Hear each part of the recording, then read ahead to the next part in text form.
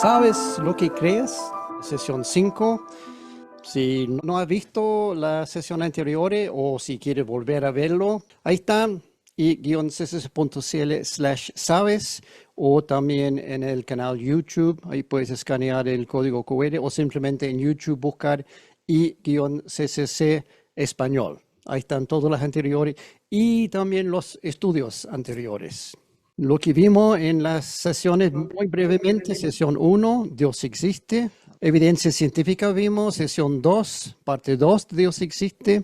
El universo ha sido afinado por un diseñador inteligente con alta precisión para que la vida exista en la Tierra. Sesión 3, ¿cuál Dios? De todos los dioses, de todas las religiones en el mundo hoy, ¿cuál es el verdadero Dios indicado por la ciencia? Y llegamos a la conclusión que es Yahvé, el Dios de la Biblia. Sesión 4, ¿Jesús es real o solo un mito? La semana pasada hay evidencia histórica externa a la Biblia indicando que Jesús vivió y murió en la cruz. Vimos mucho. No hay ninguna duda que Jesús es una persona histórica que existió, y eso por fuentes externas a la Biblia y obviamente también por la Biblia en sí. Conclusión final. Sin lugar a dudas, Jesús también resucitó, pero toda la evidencia para la resurrección que vimos es 100% de la Biblia. Vimos existencia de Jesús con evidencia externa fuera de la Biblia, pero para la resurrección vimos evidencia solamente de la Biblia. Tal evidencia obviamente no es aceptable para muchas personas, ateos, agnósticos, seguidores de otras religiones que rechazan la Biblia. No se puede probar que Jesús resucitó usando la Biblia. No lo van a tomar en cuenta. Por ende, nuestras pruebas de la semana pasada no sirven para ellos. Problema, porque esta serie tiene que ver con ayudarles a enfrentar ese tipo de personas con evidencia sólida, real, que no pueden rechazar. Entonces, lo que tenemos que ver, hay evidencia externa a la Biblia para la resurrección de Jesús. Y eso es lo que vamos a ver hoy. Yo encontré la mejor forma de solucionar este problema es tirar una moneda al aire para ver si Jesús resucitó o no resucitó. Cara o sello, puede indicar en el chat o puede indicar en el grupo. ¿Qué piensan, cara o sello? Cara, Jesús resucitó, sello no lo hizo. A ver. Ahí va la moneda en el aire dando vueltas. ¿Alguien tiene alguna opinión? Si cara o sello. Oh, cara, estamos bien, Jesús resucitó. Ya, solucionar el problema. Muy buenas noches, gracias. No, obviamente no se puede tomar una decisión así. Voy a seguir a Jesús, tiré una moneda al aire y salió como yo quería. ¿Cuál es el punto? El punto es, ¿cuál es la probabilidad de que Jesús realmente resucitó? ¿Es 50-50 como tirar una moneda al aire? Porque de ser así, estamos fritos. O sea, hay solamente un 50% posibilidad que Jesús resucitó, entonces hay solamente 50% posibilidad que tú eres salvo, que tus pecados han sido perdonados, que vas al cielo. 50-50 para mí no me sirve de mucho. Eso sería volver a la palabra de Pablo que vimos la semana pasada. Seríamos los más desdichados de todos los mortales si Jesús es solamente un 50-50. Yo no quiero basar mi vida eterna en una probabilidad de 50%. Si ese es el caso, mejor busco otra religión, porque no me da ninguna seguridad. A lo mejor hay que tirar la moneda 2 veces, o 6 veces, o muchas veces, y esperar que todos salgan cara. Eso sería un poco mejor. Incluso quizás hay que tirar muchas veces, o muchas monedas, hay que tirarlo. Es lo que los matemáticos llaman una tabla de probabilidad de tirar monedas al aire para ver cuál es la posibilidad de una salida específica. Pero igual no me gusta lo que está saliendo aquí. ¿Cuántas veces y qué porcentaje de caras será suficiente para ti? Si logras, que si yo tirar la moneda al aire 5 veces y salió 4 veces cara y una vez sello, ¿suficiente? ¿O está buscando algo mejor? ¿60%, 70%, 80%? ¿Cuál es la probabilidad necesaria para convencerte que Jesús realmente resucitó? Para ver la probabilidad de la resurrección, vamos a tirar la moneda al aire varias veces en la forma de examinar diferentes formas de evidencia. Para entender con claridad lo que vamos a hacer, primero déjeme ilustrar el punto de probabilidad y evidencias con la resolución de una terrible acusación contra mi persona. ¿Se puede creer que me están acusando de un crimen? El gran crimen de la Pepsi clandestina. Resulta que mi hija Daniela, que es doctora y además tiene un magíster en nutrición, sospecha que yo anoche en secreto compré una botella de Pepsi. Y más encima, Pepsi con azúcar. Pero solamente una sospecha. Todavía no he logrado probarlo. Ella piensa que es así. ¿Cuánta evidencia debe tener Daniela para probar que yo soy culpable? Ella no sabe cómo hacerlo, cómo probarlo, y por lo tanto contrata a mi yerno, que es abogado, para investigar el supuesto crimen. Como es abogado y casi siempre gana sus casos, Andrés sabe de evidencia y sabe cómo presentar al tribunal un caso sólido y irrefutable. Comienza su investigación. Primero, Andrés, mirando aquí por el vecindario, descubre que el vecino vio mi auto salir anoche y volver algunos minutos después. Nada más que eso. Evidencia, sí, pero muy débil, muy circunstancial. Después, un amigo comenta a Andrés que vio mi auto estacionado anoche a media cuadra del mini market. Un poco más de evidencia. Y el cajero del mini market recuerda que justo antes de cerrar, entró un tipo pelado con bigotes y anteojos que compró una Pepsi con billete de 20 lucas.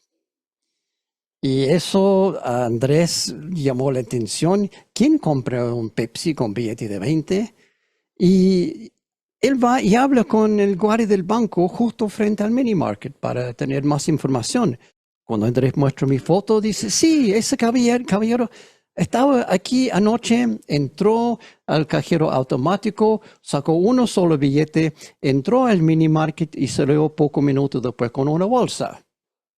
La evidencia está sumando, pero no es prueba de nada.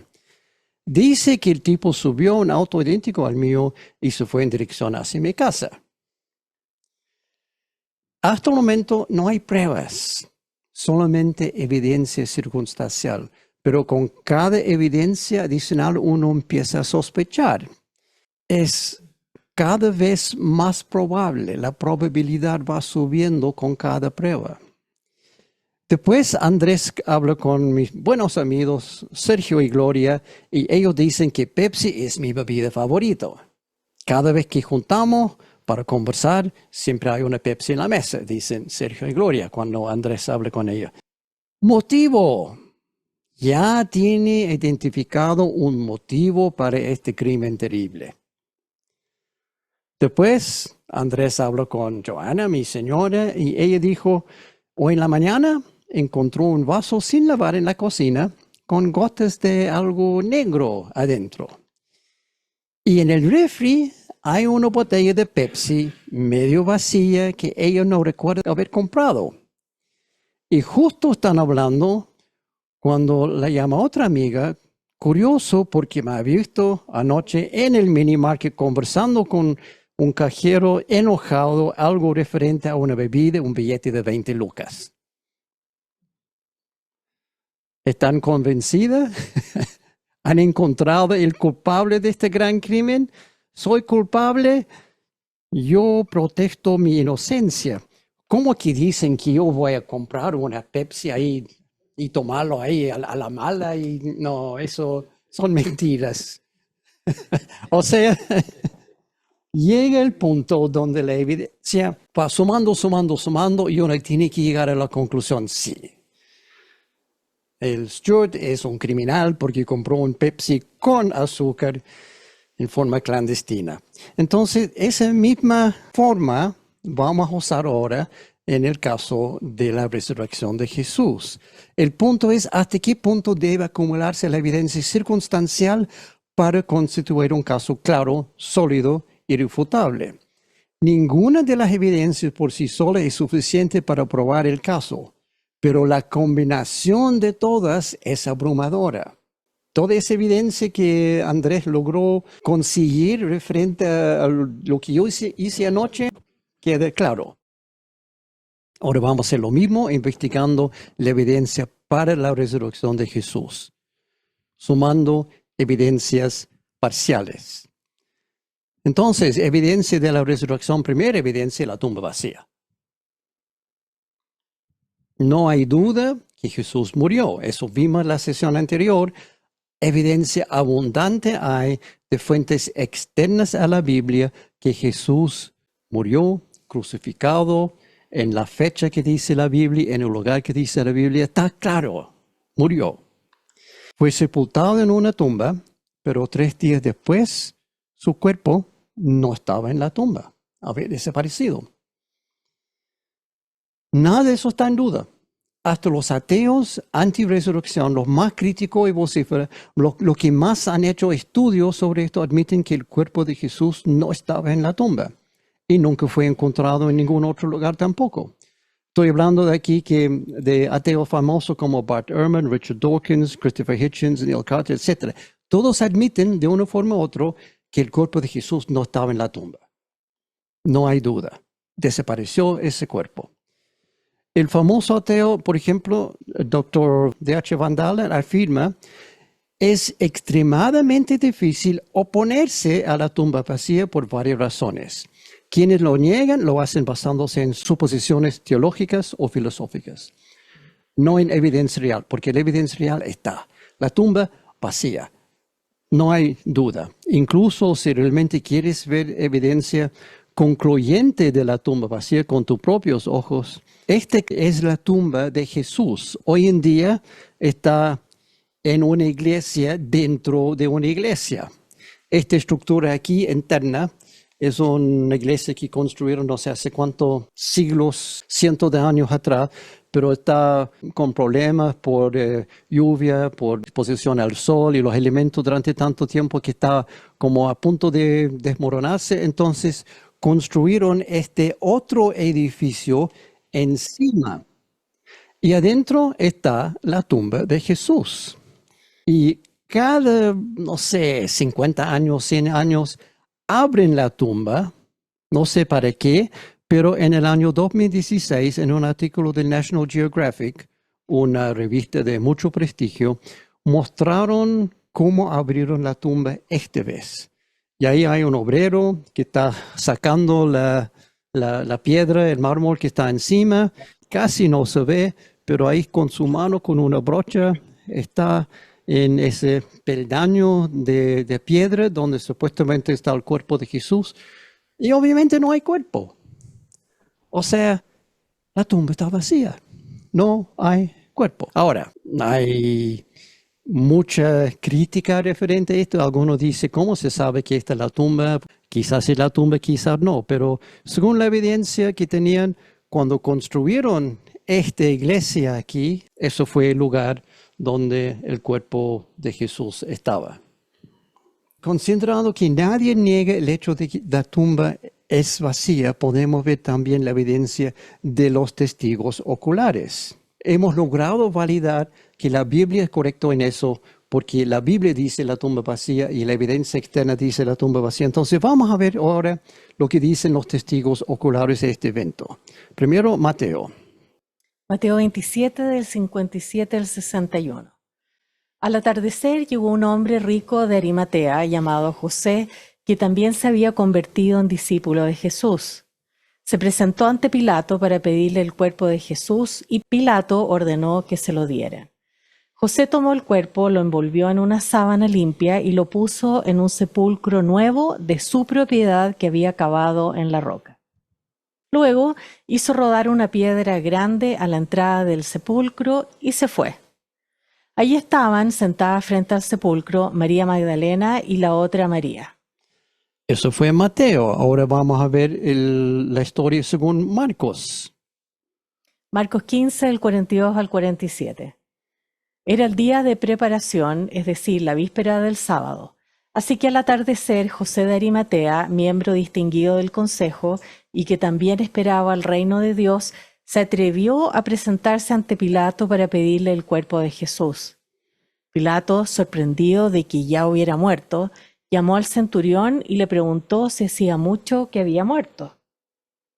Una vez informado por el centurión, le entregó el cuerpo a José. Entonces José bajó el cuerpo, lo envolvió en una sábana que había comprado y lo puso en un sepulcro cavado en la roca.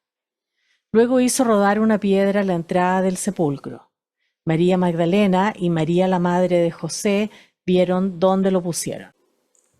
Mateo y Marcos. ¿Qué dice Lucas? Y Lucas es el historiador que tiene las cosas más claras, más precisas. Lucas 23, del 50 al 56. Había un hombre bueno y justo llamado José, miembro del consejo, que no había estado de acuerdo con la decisión ni con la conducta de ellos. Era natural de un pueblo de Judea llamado Arimatea y esperaba el reino de Dios. Este se presentó ante Pilato y le pidió el cuerpo de Jesús.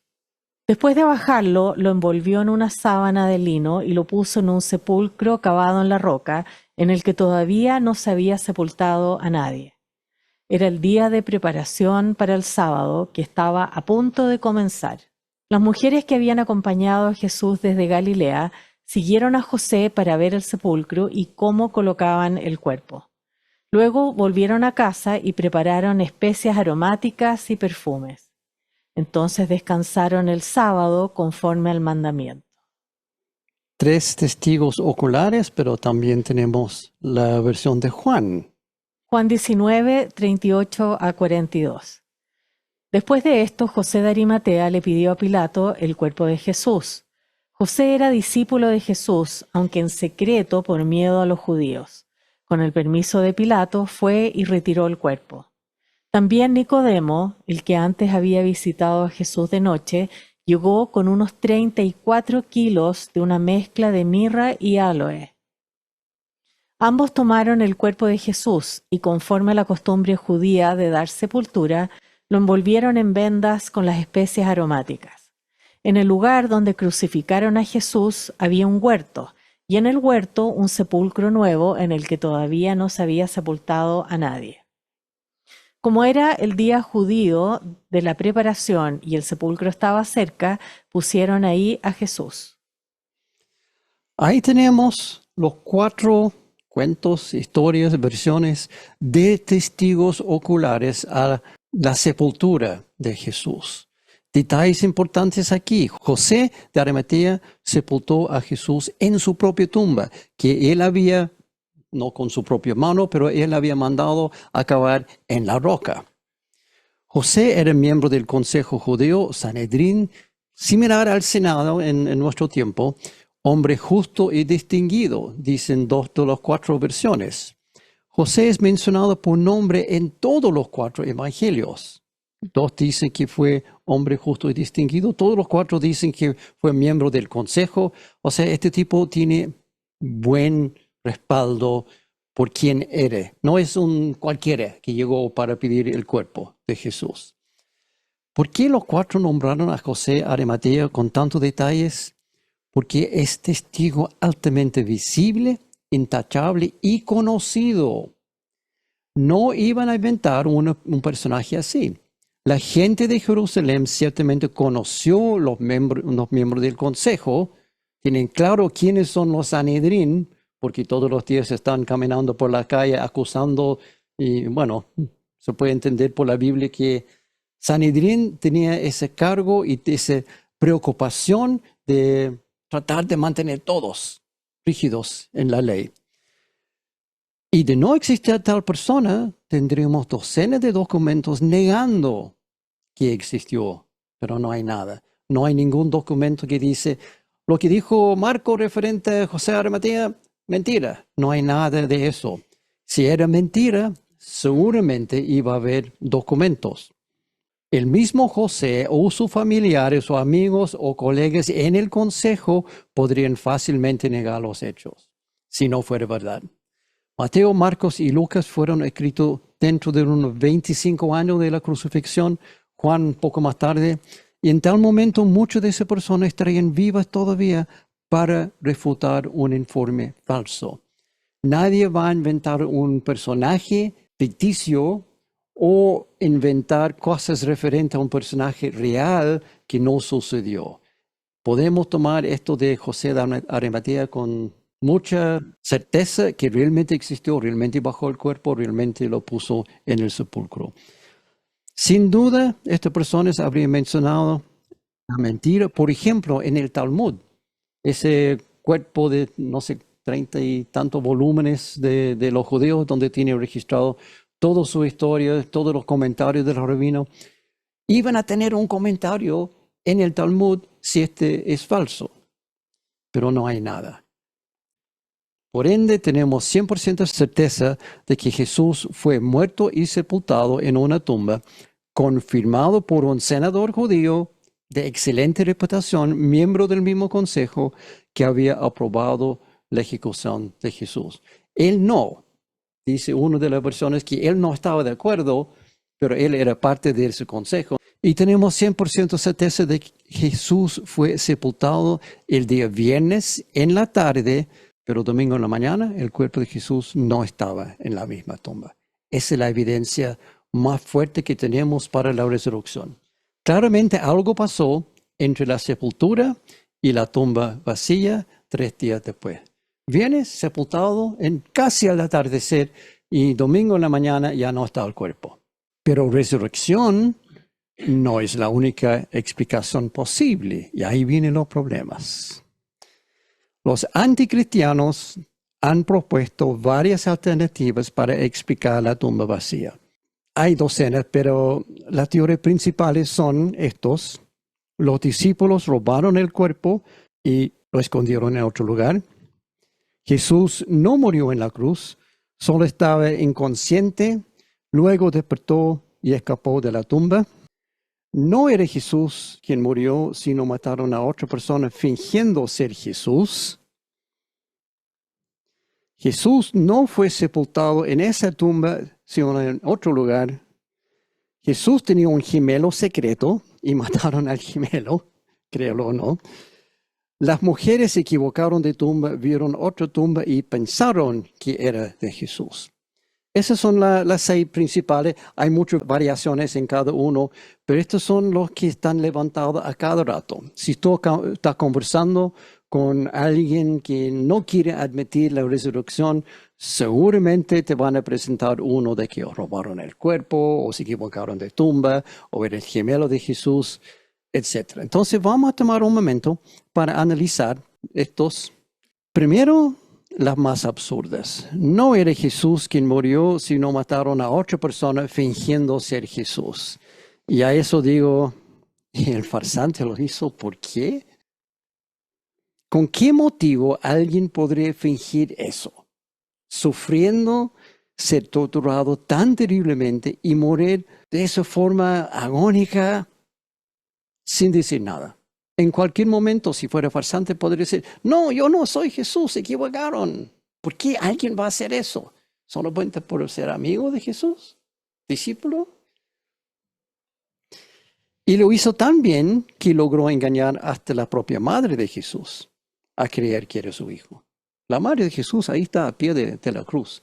Si eso no fuera su hijo arriba, ella va a decir, oye, se equivocaron, eso no es mi hijo. Y el mejor amigo también, ¿quién más estaba al pie de la cruz? Juan, el discípulo a quien Jesús amaba. Uno de los círculos más cercanos a Jesús. ¿Cómo va a convencer a Juan que esto es Jesús cuando no es Jesús? Como también las autoridades judías que querían que Jesús muera, ellos van a tener mucha certeza que es Jesús.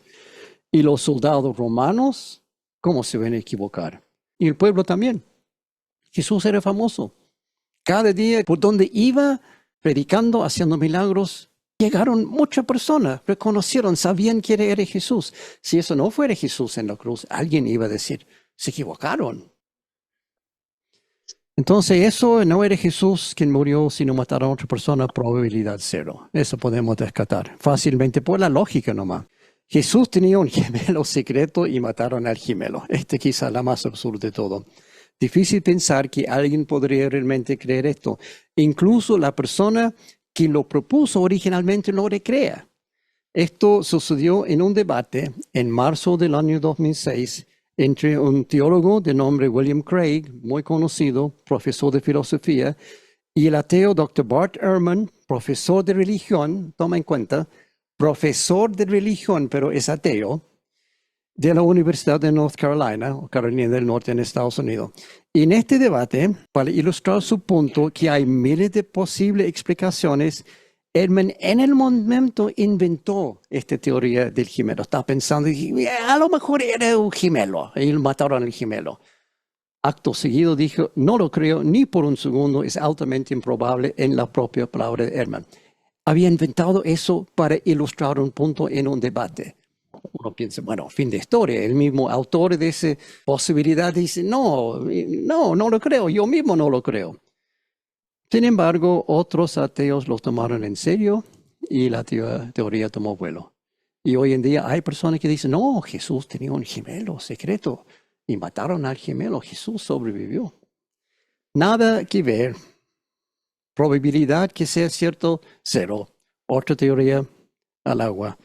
Las mujeres se equivocaron de tumba, vieron otra tumba y pensaron que era de Jesús. Habían tantas tumbas por allá.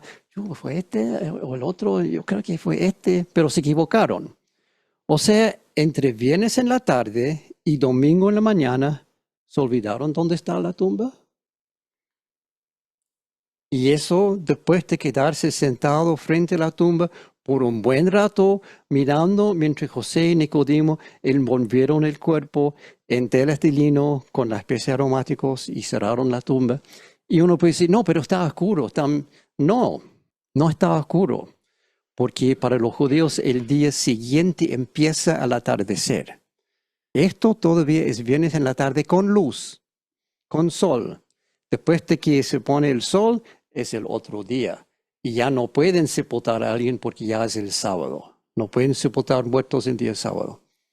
Entonces todo esto tomó a plena luz de día, las mujeres sentadas ahí mirando, y ¿cómo se van a equivocar?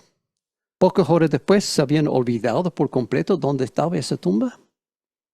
Poco creíble.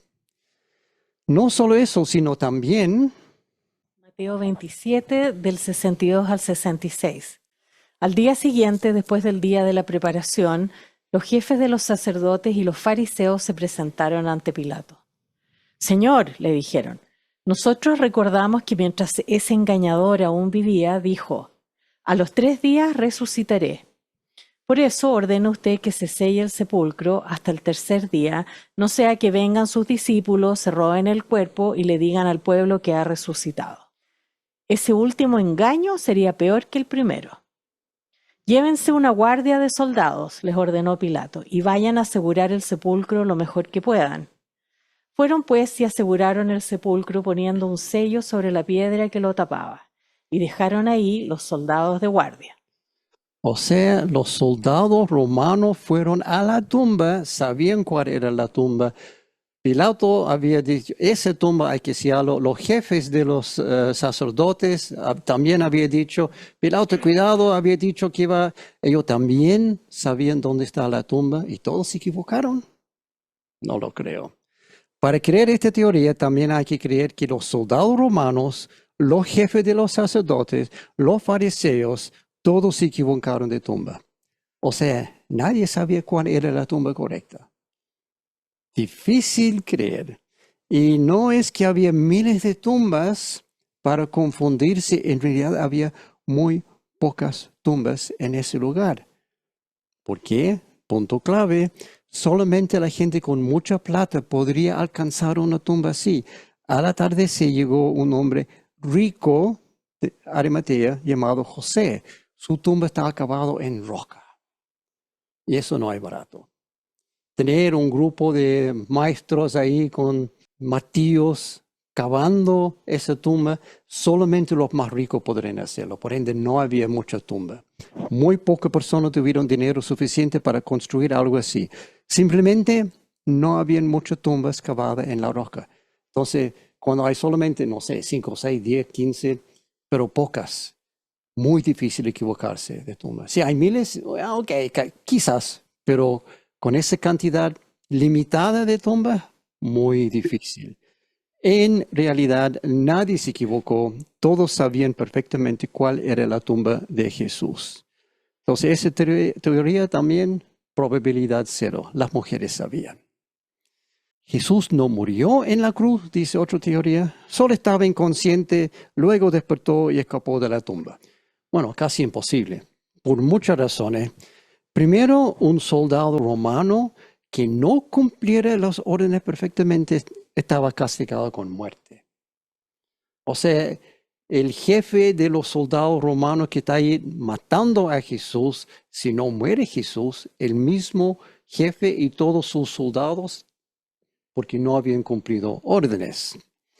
Difícil es creer que varios soldados romanos muy experimentados en matar personas, su especialidad era eso, se equivocaron y dejaron vivir a un hombre con lesiones tan leves que pocas horas después podría mover una piedra que pesa aproximadamente 3,000 kilos, incapacitar a 4 guardias romanos y escapar. Arnold Schwarzenegger en su mejor condición no podría lograr eso.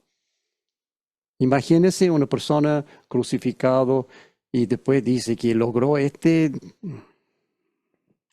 Es más, en uno de sus libros, el historiador de la misma época, habíamos visto también la semana pasada, Flavius Josephus, informó que en toda la historia de crucifixiones romanos de muchas décadas, nadie había bajado de una cruz con vida. Con una sola excepción, cuando los soldados bajaron a una persona por error, pensaban que estaba bajando este y bajaron el otro, pero esa persona murió a las pocas horas. O sea, nadie nunca sobrevivió una crucifixión romana. Era tan brutal que era imposible sobrevivir. La cruz fue una forma muy efectiva de matar. Nadie salía con vida. Y eso toma en cuenta que Flavius Josephus es historiador judío, no es cristiano, es enemigo a los cristianos. También hay varios casos de médicos expertos en años más recientes en traumatología moderna que han examinado con esmero las descripciones de crucifixión, tanto en la Biblia como otro documento histórico. La Biblia no es el único libro que habla de crucifixión romano, hay muchos otros cuentos. Informaron estos médicos que es imposible que alguien pudiese sobrevivir, ni menos lograr despertar en un par de horas y caminar normalmente. Imposible, imposible. E incluso en Journal of Association of Medicine Americana, JAMA, publicación de Social Médica estadounidense, un grupo de médicos publicaron un estudio de título sobre la muerte física de Jesucristo. Analizaron desde el punto de vista médico la crucifixión romana. ¿Cómo sucedió? Dijeron, la muerte se produjo principalmente por shock hipovolémico y asfixia por agotamiento. Conclusión, la interpretación médica moderna de la evidencia histórica indica que Jesús estaba muerto cuando fue bajado de la cruz. Y eso usando técnicas modernas de la medicina para analizar la forma de crucifixión. No hay duda que Jesús estaba muerto, por lo tanto, no despertó horas después en la tumba para salir caminando. Probabilidad cero. Otro, Jesús no fue sepultado en esa tumba, sino en otro lugar, o sea, en ninguna tumba, sino hay diferentes versiones de este. Por ejemplo, fue sepultado en una fosa común junto con los cuerpos de todos los demás ejecutados ese día. Pero todas las variaciones de este tema sufren del mismo problema de la teoría, se equivocaron de tumba. José de Arimatea sabía quién era Jesús. Bajó su cuerpo, lo llevó a su propia tumba. No se equivocaron de tumba. Había testigos oculares de intachable reputación, bien conocidos, que participaban personalmente en la sepultura. o sabían muy bien dónde fue sepultado. Es razonable pensar que José de Arimatea, Nicodemo, Juan, las mujeres, los soldados, los sacerdotes principales de los judíos y los fariseos, todos sufrieron de amnesia, perdieron el camino y simplemente se equivocaron. Por muy diferentes razones, todos querían saber con certeza dónde estaban sepultados el cuerpo de Jesús. Los romanos, porque si no hay cuerpo, ellos pueden ser ejecutados porque no hicieron su trabajo. Los fariseos, los saduceos, querían la certeza que su peor problema ya estaba muerto. Los discípulos querían saber, las mujeres, todos querían saber. Entonces se equivocaron de dónde había sido sepultado. Nuevamente no hay evidencia alguna al contrario. También probabilidad cero. Y ahora las teorías menos absurdas, por ejemplo, los discípulos robaron el cuerpo y lo escondieron en otro lugar.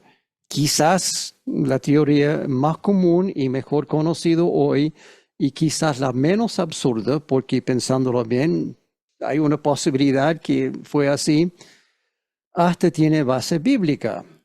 No es teoría nueva. Comenzó el día después de la crucifixión. Vimos recién en Mateo 27, los jefes de los sacerdotes fueron a Pilato y dijeron, oye, este tipo dijo que iba a levantarse el tercer día, entonces necesitamos algunos soldados para hacer la tumba. Ese rumor ya está en gestión, está tomando forma, pero realmente tomó vuelo el día siguiente en Mateo 28. Mateo 28 del 11 al 15.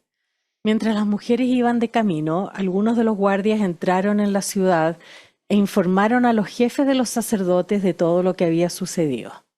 Después de reunirse estos jefes con los líderes religiosos y de trazar un plan, dieron a los soldados una fuerte suma de dinero y les encargaron: digan que los discípulos de Jesús vinieron por la noche y que, mientras ustedes dormían, se robaron el cuerpo.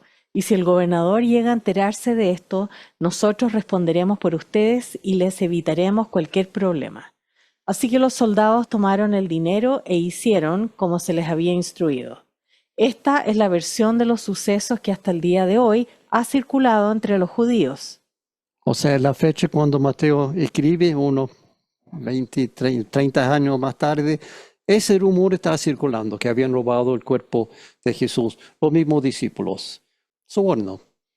Los jefes de los sacerdotes sobornaron a los soldados romanos para hacer circular esa mentira. O sea, los mismos sacerdotes, tan rígidos en imponer la ley de Moisés a la gente, rompieron uno de los 10 mandamientos. No darás falso testimonio contra tu prójimo. Ellos mismos hicieron esto, dar falso testimonio, y más encima a los romanos también hicieron lo mismo. Dile que llegaron los discípulos y robaron el cuerpo. Y ese es el rumor que sigue corriendo hasta hoy día, 2000 años después. Contra ese rumor vamos a comenzar con una pregunta muy simple. ¿Por qué? ¿Por qué los discípulos iban a hacer algo así? ¿Con qué motivo iban a robar el cuerpo de Jesús? La única posibilidad es que querían fingir una resurrección. Parece válido ese razonamiento a primera vista, pero ellos mismos no creían en la resurrección antes de que sucediera.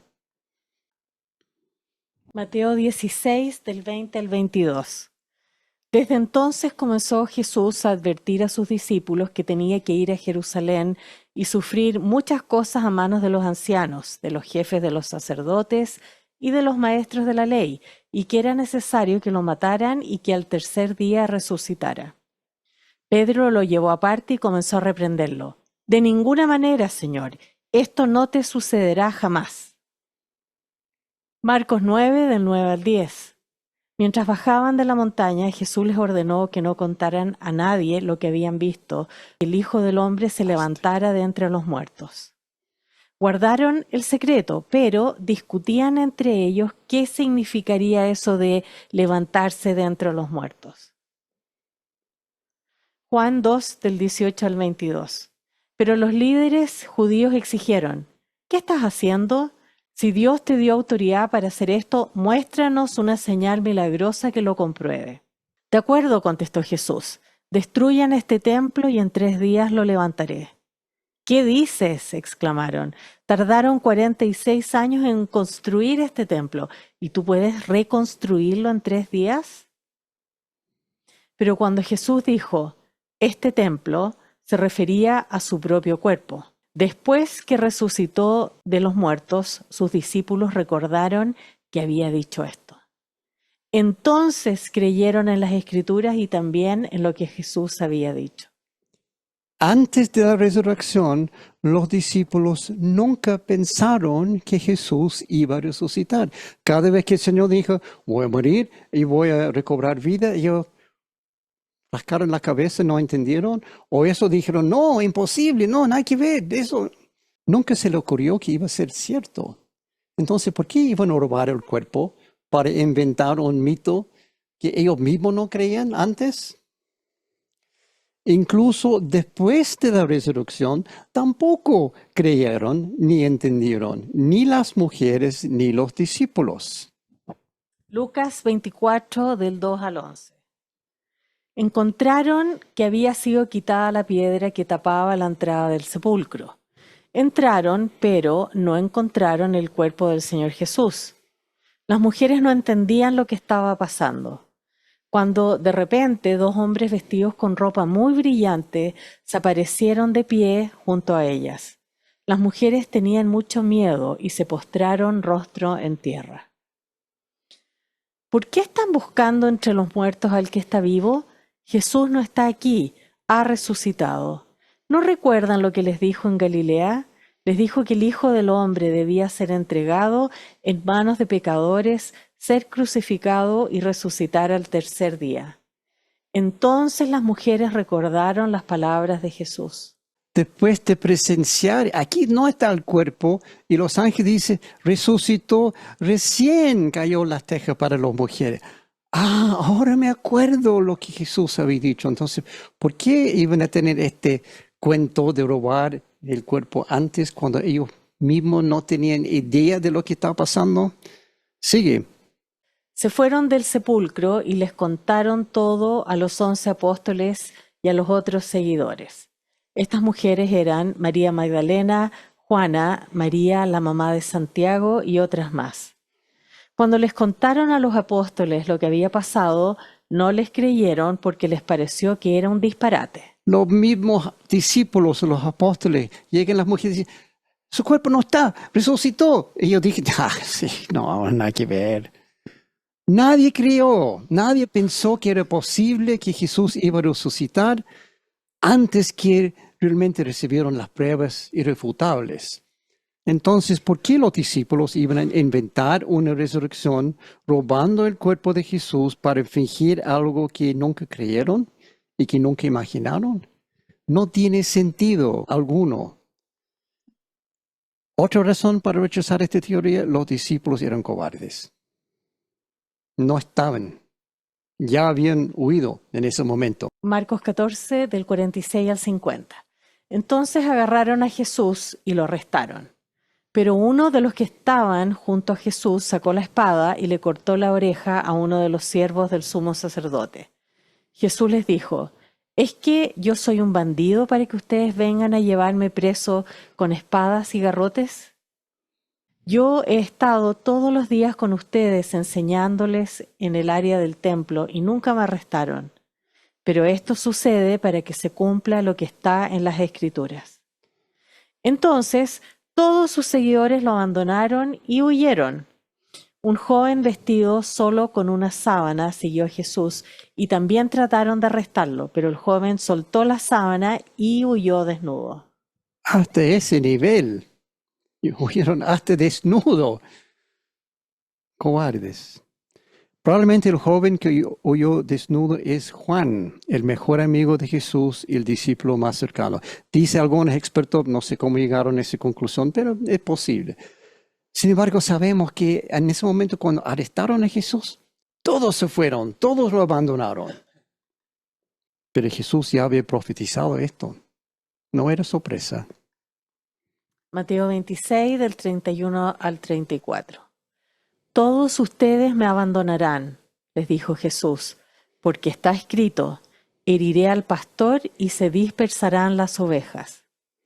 Pero después de que yo resucite, iré delante de ustedes a Galilea. Jesús tenía muy claro en las películas, les contó, pero se entró para aquí y salió para allá. No le creyeron para nada, parece. Sigue. Aunque todos te abandonen, yo no, declaró Pedro.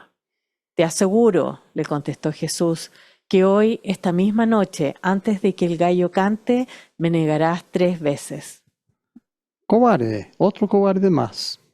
Se puede imaginar este grupo de cobardes que ya había abandonado a Jesús en su momento de más necesidad, al punto de huir sin ropa, y de repente forman un plan atrevido, audaz, para enfrentar varios soldados romanos, mover una piedra de 3 toneladas, robar el cuerpo de Jesús, llevarlo por la calle de Jerusalén a plena vista, y más encima un día sábado, y esconderlo sin que nadie diera cuenta. Un grupo de cobardes que en primer momento desaparecieron. Es creíble que hicieron este plan y más encima por algo que no creyeron. Sin motivo alguno porque no creyeron ni entendieron nada. ¿Por qué iban a hacer tal cosa? O sea, probabilidad 0. Otra teoría más descartado. Y se acabó la teoría. Parece que todas las evidencias se están amontonando y apuntando a una sola conclusión. La tumba está vacía porque Jesús realmente resucitó. Esa es la conclusión real. Nadie robó el cuerpo, no se equivocaron de tumba, no se equivocaron de persona. Jesús murió, estuve desde viernes en la tarde hasta domingo en la mañana y resucitó, recobró vida. Estaba muerto y vivió. Ahora, considerando que estamos buscando evidencia externa a la Biblia para la resurrección, y estamos hablando de probabilidades aquí, no olvide el ejemplo del Pepsi, estamos tratando de ver cuál es la probabilidad de que Jesús realmente resucitó. Encontré que el profesor Richard Swinburne, profesor emérito de filosofía analítica de la Universidad de Oxford, nada menos, ha desarrollado una fórmula matemática para calcular la probabilidad científica de que Jesús resucitó. No es broma, hizo esto en forma muy seria el profesor Swinburne. Incluso su ecuación sirve no solamente para calcular la probabilidad de la resurrección, sino para calcular la probabilidad de cualquier evento relativa a las alternativas. Eso es lo que está haciendo aquí con esta fórmula, profesor Swinburne. Voy viendo todas estas alternativas y voy calculando la probabilidad y vamos a ver cuál es la probabilidad que realmente resucitó. La ecuación del profesor Swinburne es, ahí está claro, ¿no? Bueno, para mí tampoco, pero ahí está, es la ecuación muy seria, matemática, no voy a entrar en detalles de esta fórmula, pero al completar todos los cálculos, el resultado es 97% de probabilidad que Jesús realmente resucitó. Ese número es la probabilidad matemática de Jesús resucitó de la muerte, tal como dice la Biblia, relativa a todas las otras explicaciones. 97% cierto, pero 97% no es 100%. No sé si tú quieres apostar tu vida eterna en 97%, mejor que 50-50 sin duda, pero 97%. Necesitamos aún más evidencia. Ok, entonces te doy quizás los dos más convincentes aquí. Primero, las mujeres. Como vimos en la sesión anterior, los primeros testigos en llegar a la tumba y ver la vacía y ver la resurrección son todas mujeres. María Magdalena, María, madre de Jacobo, Salomé, Juana y otras mujeres también. Todos los primeros testigos eran mujeres. Si la historia de la resurrección es una fabricación, es falsa, inventada por los discípulos, ¿por qué presentaron como sus testigos principales personas irrelevantes? Perdóname, mujeres, pero estoy hablando de forma judío primer siglo. Las mujeres son irrelevantes. En esos tiempos, el testimonio de una mujer no era válido. No estaba permitido como evidencia frente a un tribunal, incluso estaba prohibido por el Talmud. Dice claramente, el lugar de una mujer está en su casa, no en la corte, según el Talmud. Una mujer no puede testificar. Testimonio de una mujer vale cero, nada. Entonces, si los discípulos iban a inventar una historia falsa referente a la resurrección, deberían haber usado a Pedro o a Jacobo como testigos principales. Para un judío, en esos años, sería absurdo usar mujeres para corroborar una historia tan increíble. Mejor aún sería inventar testimonio de un centurión romano, por ejemplo. Yo lo vi, salió ahí, caminando, resucitó. O un sacerdote, o quizás alguien del consejo judío, quizás Nicodemo, pero nadie. Dios quería usar a estas mujeres como testigos principales. ¿Por qué? La única explicación de usar una historia con mujeres como testigos principales es porque es verdad. Así de simple. Dios quería usar a las mujeres como testigos principales de este evento, porque es verdad. Pero quizás la evidencia más convincente y totalmente externa a la Biblia es la muerte de cada uno de los apóstoles, o los discípulos. Hay registros históricos fuera de la Biblia de cómo murió cada uno de estos hombres, quienes son acusados de inventar la historia de la resurrección. Algunos de estos registros son dudosos, pero la mayoría son validados.